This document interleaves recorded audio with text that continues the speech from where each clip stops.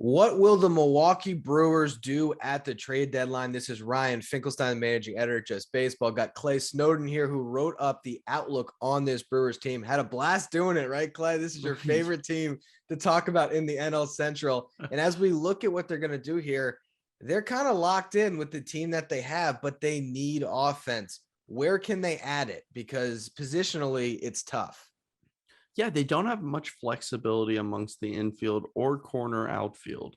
A lot of the way that their roster is constructed, it's just not very feasible to see them move on from like Colton Wong or Luis Urias or demote them. Jace Peterson's a guy who you can move all around the field. I think they would rather have him in that bench role / super utility role.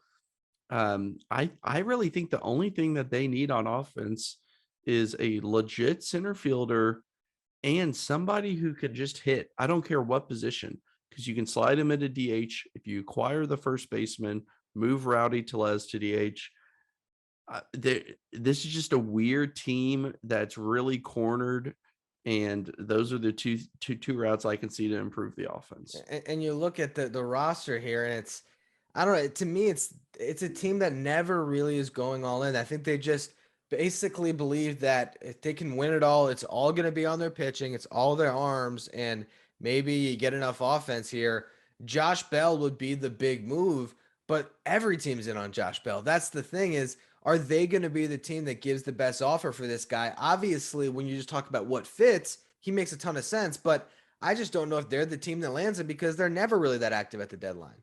Yeah, and you have to remind yourself, this is a team that keeps a low payroll. It's a small market team. They don't really ever jump up in the payrolls, usually 100 to 130 million.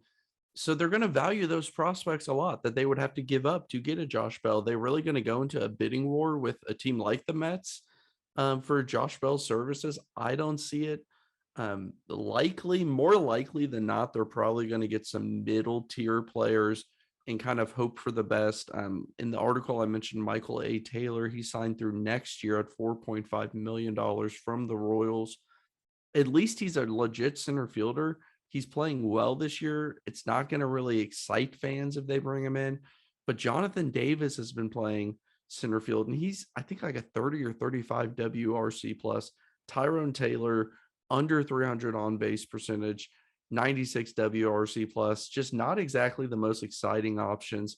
But that's kind of the Brewers offense recently. They just don't have that many exciting options, especially with Yelich struggling the way he has. Yeah, and I think you look at the two names you mentioned in the article, Michael A. Taylor and Ramon Laureno, and those are kind of guys that can plug in, be better offensively, improve your defense a little bit, or at least give you good defensive options along with the offense. Other than that, I look at this team and I think Andrew McCutchen kind of sums them up, where I don't think they upgrade from him. And at this point, McCutchen's kind of a league average hitter. And I feel like that's where they're at. They're just trying to get by and just trust the pitching, which, hey, right now they're first in this division with just that pitching. So somehow they still win baseball games. Yeah, I think that says more about the division than it does about their team. And that's exactly the premise of the article. Was it's great if you want to win the weak division, but if you want to make a run in the playoffs, this roster as it stands today is not going to cut it.